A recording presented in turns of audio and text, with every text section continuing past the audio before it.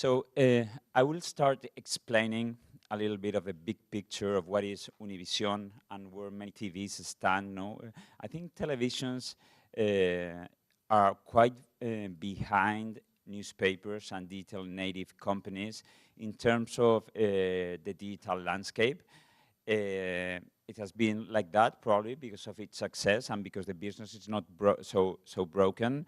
And though this may sound like a not very optimistic statement, I think on the other side, there are some good news for TVs and for companies like Univision. The first of all is we have learned a lot from newspapers and digital native companies. Learn from the mistakes, but also from the good things that have been happening in the last years. No? From when the first time I arrived to a TV, I come from my background is in newspapers. I had the feeling I was going back at least to 2004, 2005, and that was my first feeling. But what are the good news about all this? First of all, I mean, as I said, all the learning in the last years. Second of all, we have something that everybody is looking for, and that is video.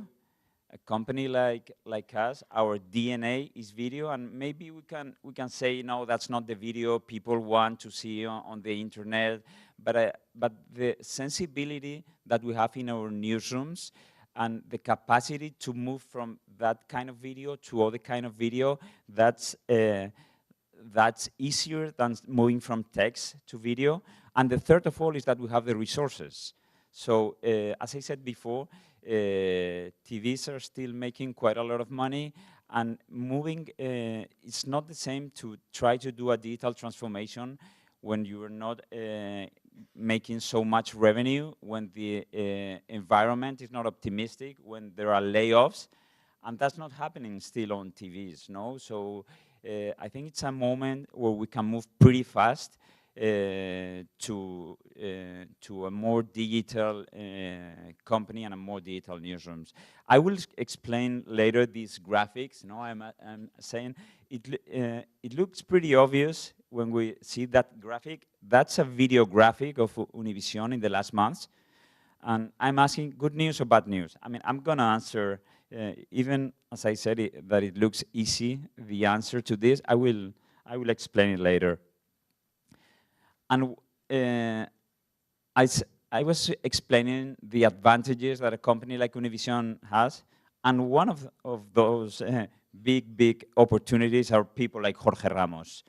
No, so Jorge, he represents, I think nothing can represent more the legacy world as someone like Jorge. No? He's an anchor.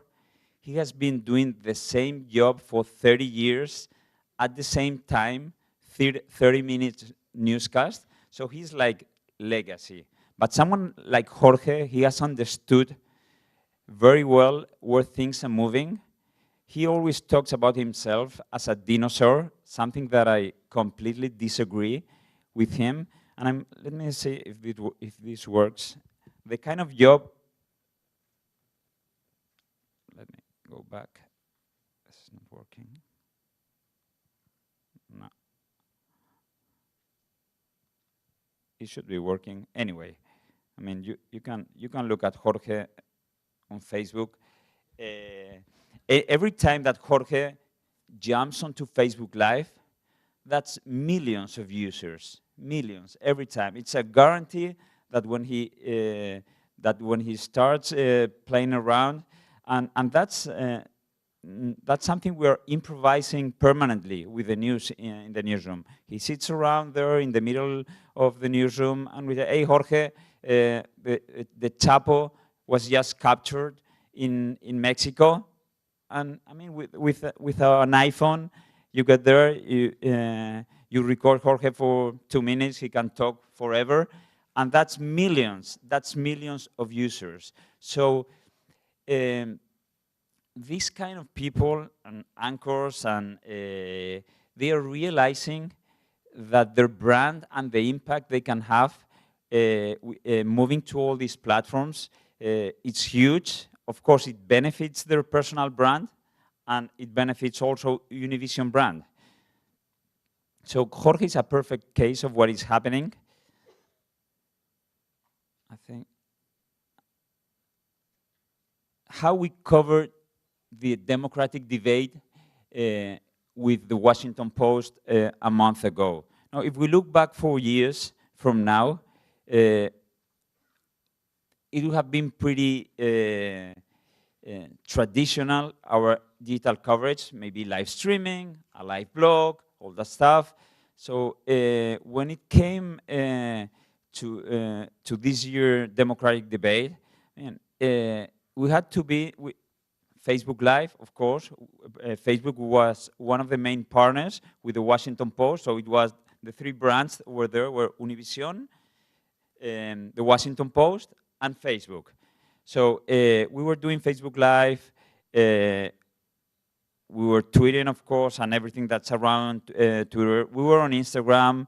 We partnered with Purple, that they will be here tomorrow in one of Rosenthal Obsession, Bots, and Rebecca Harris, that she comes from CUNY University. She has created a platform called Purple, so we spoke with them, and we were texting and sending messages to our audience of what was going on the debate. Hispanics specifically love messaging apps, so we experiment with Purple, also with Snapchat, and with Second Screen, with Connecta. No? So for me as an editor, trying to control this new environment, I mean, it's totally impossible. No? And I think we're going to talk later with Vivian of how this distributed content affects to our workflows, and how do you organize a newsroom, what kind of people do you need. But this kind of coverage was a huge change. So Univision video traffic. Here, if we look at this graphic, I'm not explaining where does this traffic come from or where this traffic is. No, if there is not a differentiation between O&O, Facebook. So we're not talking about monetizing. We are talking only about audience. But the reality is this. No? And here comes the answer if it's good news or bad news. And it's not going to be my answer. And it's going to be the business answer. So this is January. If we look at the graphic on top, the amplified, and most of that is Facebook. The news, this was part of a conversation with the business side of the company. Hey, this is January. So, I mean, we were super happy of looking at that graphic on the newsroom. Traffic growing, but when we look down, and that's our O&O, traffic is flat. Traffic is totally flat. No? So what I thought it was news, for the business side of the company, it was not good news at all. And I was talking before of how TVs are moving to the digital landscape, and I believe newsrooms and journalists are moving much faster to think about the audience than, of course, the business side. No, our experience is totally different than the New York Times or than other kind of business models, because as I said before, and I think I can say this publicly, Univision only in digital, a company that has come in the last year and has moved, it makes more than $100 million revenue only on digital. No? With a pretty weak strategy in the last years, no, and that's a lot of money. So this is the reality of our moment. What are we going to do, no, with that reality? Years ago, I would have said, no, let's move where the audience is. Let's build audience. The money will come later. No, I think that was my mentality like a decade ago. But I think we have to be much smarter, and I think we have to find the balance between the business objectives and the distributed content. No, I don't want to go faster than the business, because if we want to build, and our main purpose is to do journalism, and if we want to do journalism and we need journalists and we want to build a team and hire good journalists, we need the money. So the strategy is going at the same rhythm, maybe a little bit faster than the business, but we have to be quite balanced in that, no?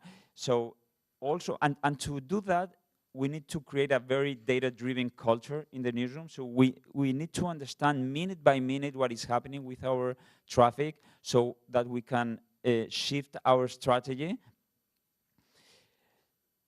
Embrace a startup model, no? That it's something, it can be obvious for startups that maybe here in this room, that's not so easy to tell as to do in a legacy company as we are.